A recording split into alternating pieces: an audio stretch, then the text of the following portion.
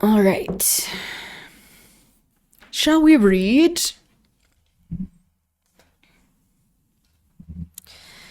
So in this chapter that we just finished, chapter 11, we saw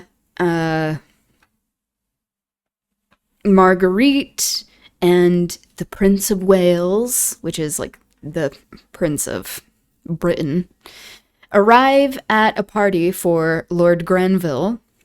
They are having a little chat with the lady, the Comtesse de Tournay de Basserive, who is not fond of Marguerite because of her talking about Censeur, this guy that she reported to the Committee of Public Safety, who was then killed. His family was then executed via guillotine.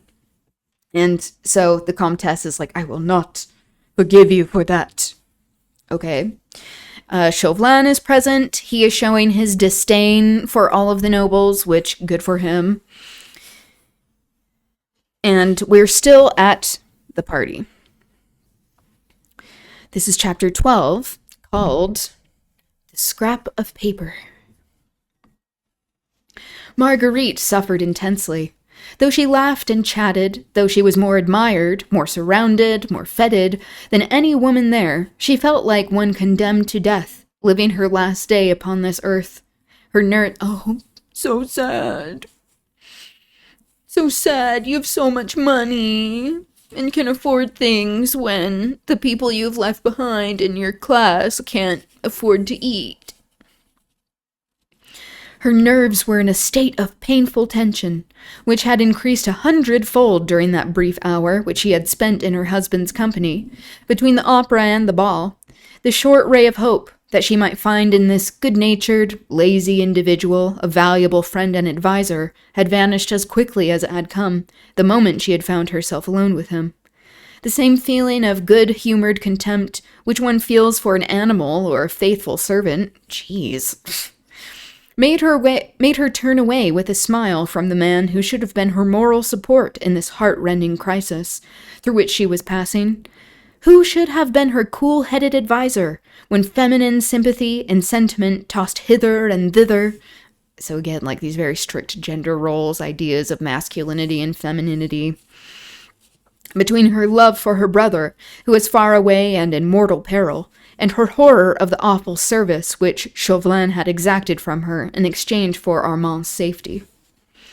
Something that I have been noticing as we're going along with this reading is that Baroness Orczy, as a writer, tends to repeat a lot of the same words, even like within like a few sentences of one another. And how that's not necessarily the best writing technique. You should be varying your word choice, expanding your vocabulary. I think that's kind of lazy. There he stood, the moral support, the cool-headed adviser, surrounded by a crowd of brainless, empty-headed young fops. Same. Ooh. Who were even now repeating from mouth to mouth, and with every sign of the keenest enjoyment, a doggerel quatrain which he had just given forth. Everywhere the absurd, silly words met her. People seemed to have little else to speak about. Even the prince had asked her, with a little laugh, whether she appreciated her husband's latest poetic efforts. Excuse me.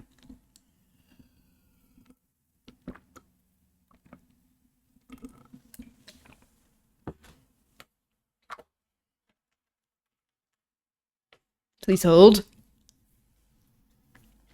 Okay.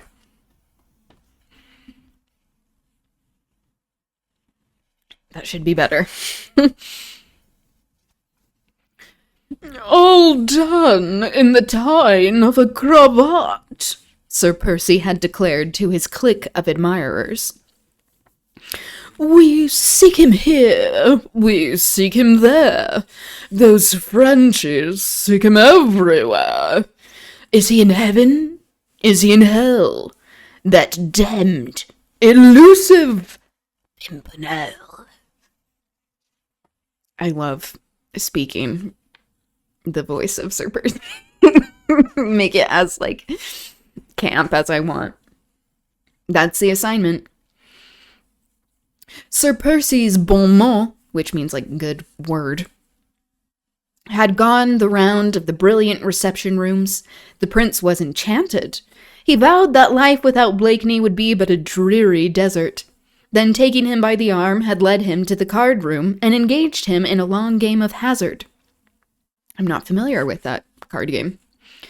Sir Percy, whose chief interest in most social gatherings seemed to center around the card table, usually allowed his wife to flirt, dance, to amuse, or bore herself as much as she liked. And tonight, having delivered himself of his bon mot, had left Marguerite surrounded by a crowd of admirers of all ages, all anxious and willing to help her to forget that somewhere in the spacious reception rooms there was a long, lazy being who had been fool enough to suppose that the cleverest woman in Europe would settle down to the prosaic bonds of English matrimony. Her still overwrought nerves, her excitement and agitation, lent beautiful Marguerite Blakeney much additional charm, escorted... So, like, her being in an emotionally distressed state is making her more charming, okay? Escorted by a veritable bevy of men of all ages and of most nationalities, she called forth many exclamations of admiration from everyone as she passed. You can tell that Baroness Orczy is writing this in an aspirational way of, like, oh, I want to be like Marguerite, the wittiest, the most intelligent woman, the cleverest woman in Europe, the most fashionable, always pursued by so many men. Hi, Timmy. Hi, Buck. Hello. How was your dinner? Yeah? Good to see you. Okay. She would not allow herself any more time to think. Her early, somewhat bohemian training had made her something of a fatalist. She felt that events would shape themselves, that the directing of them was not in her hands. From Chauvelin she knew that she could expect no mercy. He had set a price upon Armand's head, and left it to her to pay or not, as she chose. Later on in the evening, she caught sight of Sir Andrew Ffoulke and Lord Anthony Dewhurst, who seemingly had just arrived. She noticed at once that Sir Andrew immediately made for little Suzanne de Tournay, and that the two young people soon managed... Whoops. Skipped a page. Here we go. I'm gonna adjust this real quick. Okay.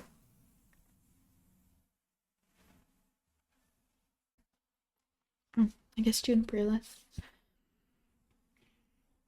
To isolate themselves in one of the deep embrasures of the mullioned windows, there to carry on a long conversation which seemed very earnest and very pleasant on both sides. Ooh.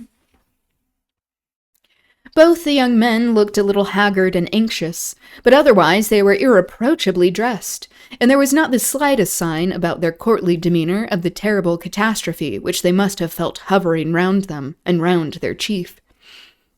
That the League of the Scarlet Pimpernel had no intention of abandoning its cause, she had gathered through little Suzanne herself, who spoke openly of the assurance she and her mother had had that the Comte de Tournay would be rescued from France by the League within the next few days. Vaguely, she began to wonder, as she looked at the brilliant and fashionable crowd. In the gaily lighted room... Is that what this lighting is? Gaily lighting?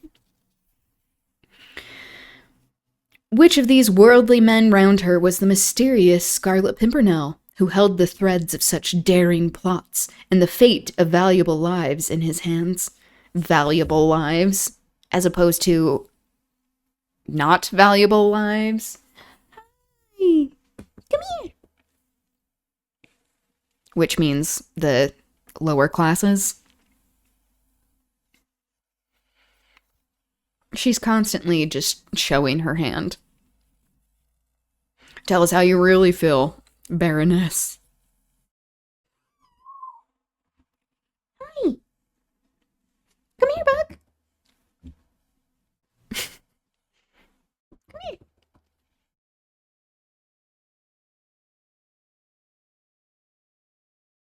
here. There you go.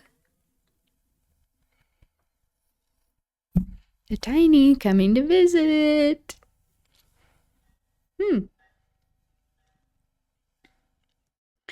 A burning curiosity seized her to know him. Although for months she had heard of him and had accepted his anonymity, as everyone else in society had done. But now she longed to know, quite impersonally, quite apart from Armand, and oh, quite apart from Chauvelin, only for her sake, for the sake of the enthusiastic admiration she had always bestowed on his bravery and cunning. He was at the ball, of course, somewhere, since Sir Andrew Ffoulke and Lord Anthony Dewhurst were here, evidently expecting to meet their chief, and perhaps to get a fresh mot d'ordre from him, like a word of order. Hi. Hi.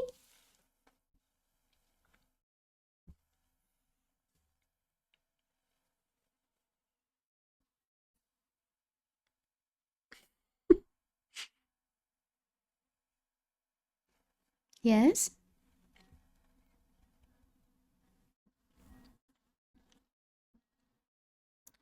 Where did I leave off? Okay. Marguerite looked round at everyone, at the aristocratic, high-typed Norman faces, the squarely built, fair-haired Saxon, the more gentle, humorous cast of the Celt, wondering which of these betrayed the power, the energy, the cunning, which had imposed its will and its leadership upon a number of high-born English gentlemen, among whom rumor asserted was his Royal Highness himself. Sir Andrew Ffoulke? Surely not, with his gentle blue eyes, which were looking so tenderly and longingly after Suzanne, who was being led away from the pleasant tete-a-tete by her stern mother.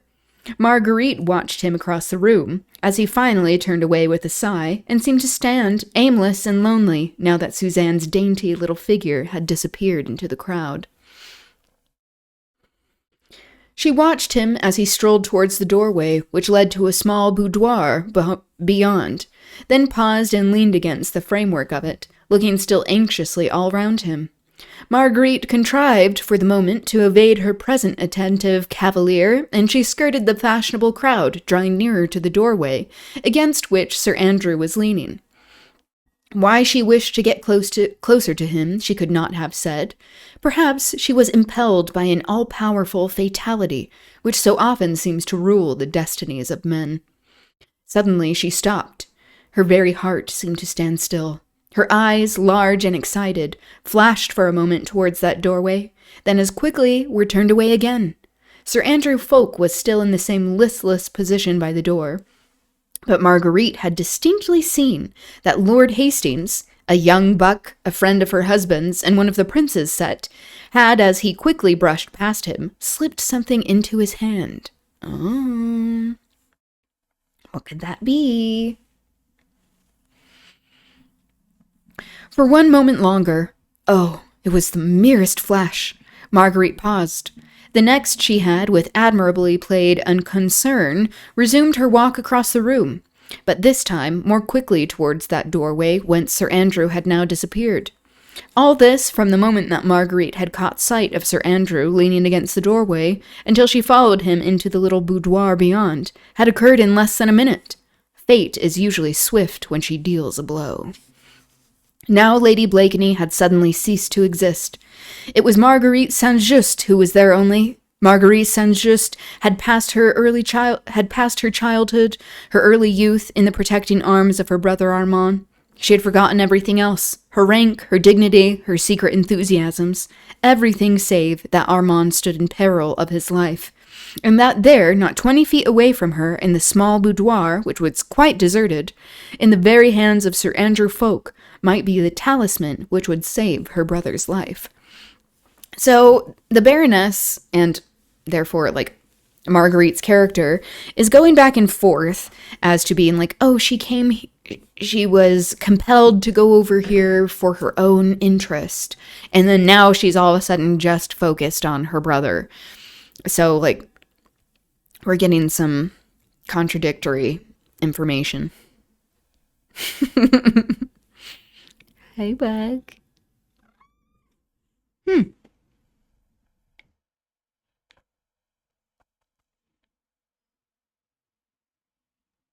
Sometimes she wants me to hold her. Sometimes no.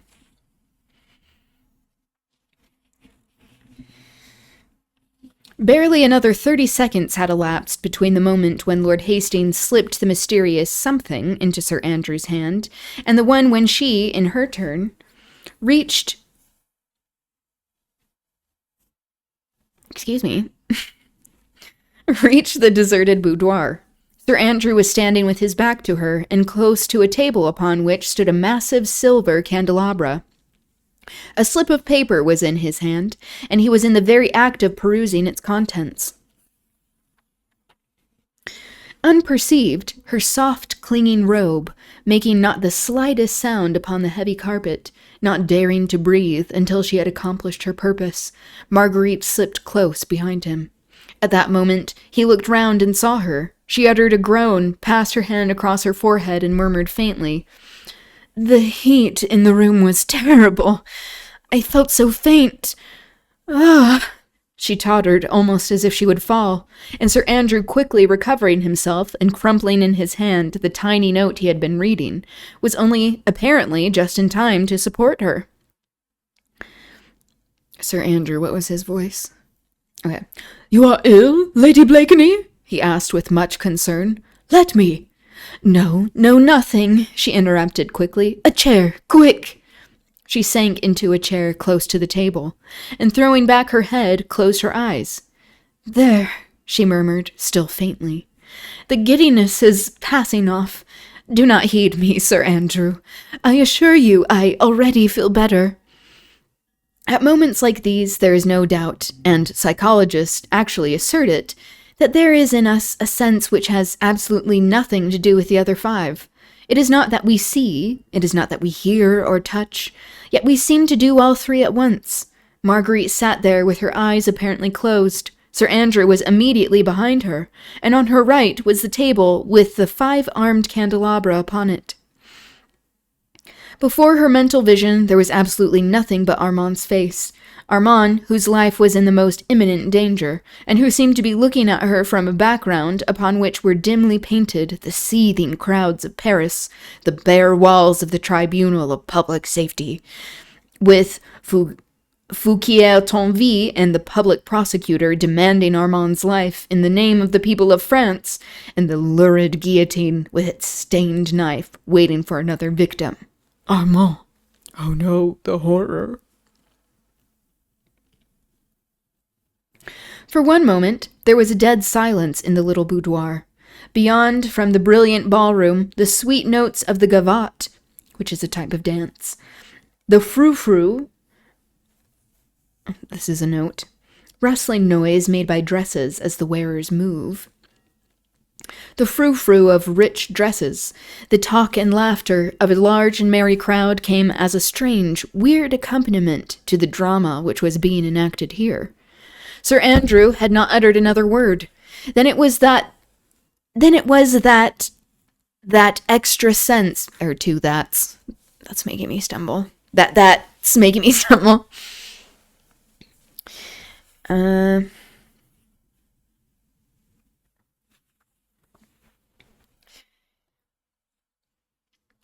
Then it was that extra sense became potent in Marguerite Blakeney. She could not see, for her 2 eyes were closed. She could not hear, for the noise from the ballroom drowned the soft rustle of that momentous scrap of paper. Nevertheless, she knew, as if she had both seen and heard, that Sir Andrew was even now holding the paper to the flame of one of the candles. At that exact moment that it began to catch fire, she opened her eyes, raised her hand, and with 2 dainty fingers had taken the burning scrap of paper from the young man's hand. Then she blew out the flame and held the paper to her nostril with perfect unconcern. "How thoughtful of you, Sir Andrew," she said gaily.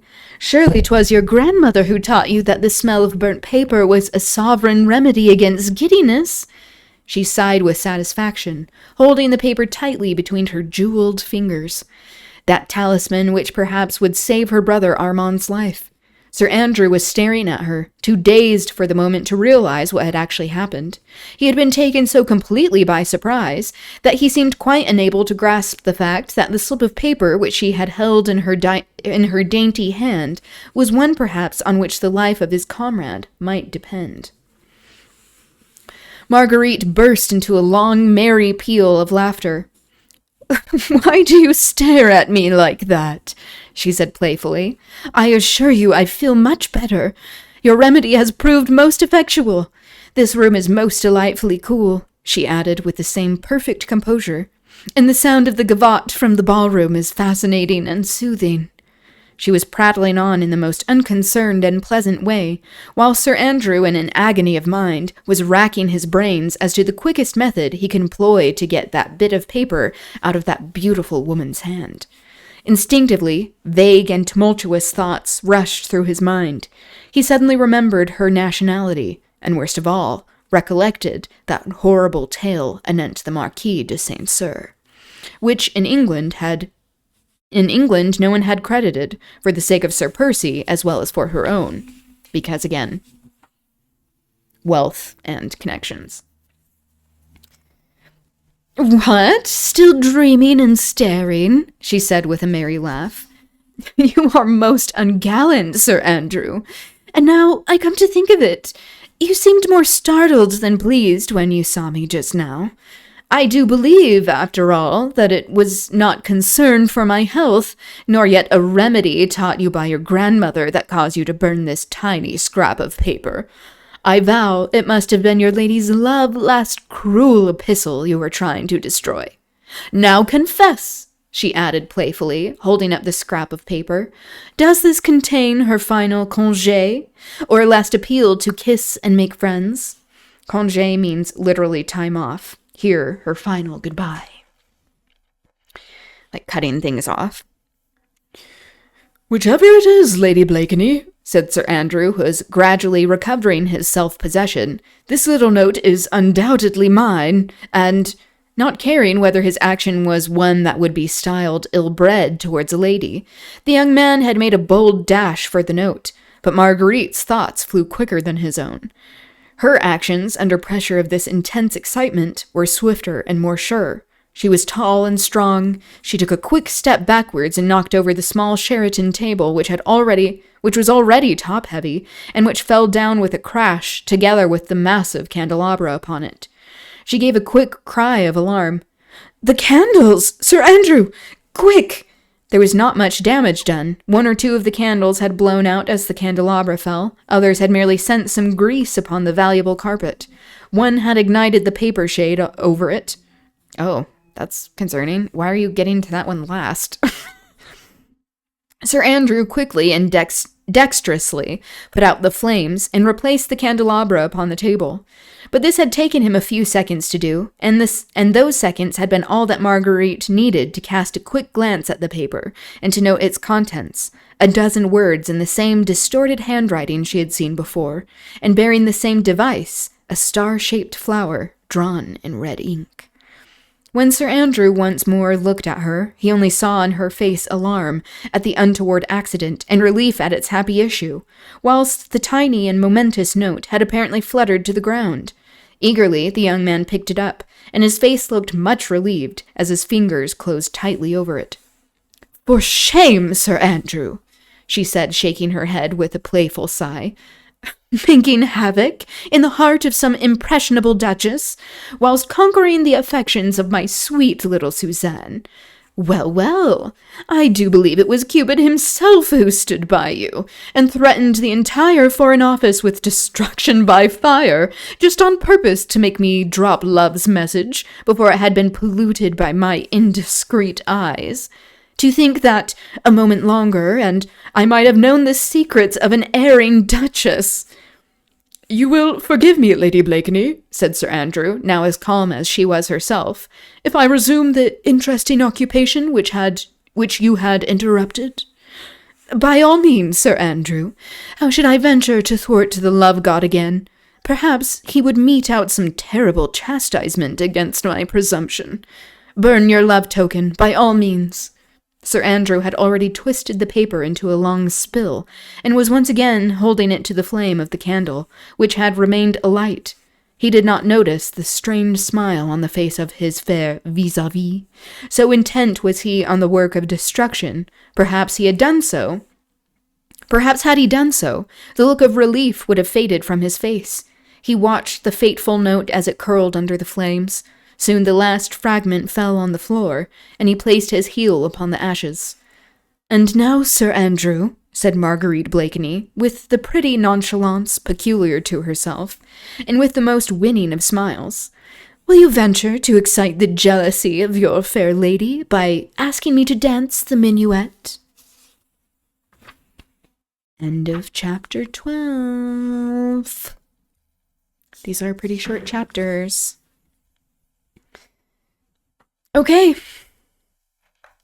Tomorrow, we will be going over Banned Book Club. Let's get a refresher on what the chapters are. Okay, it's chapters 20 and 21. Actually,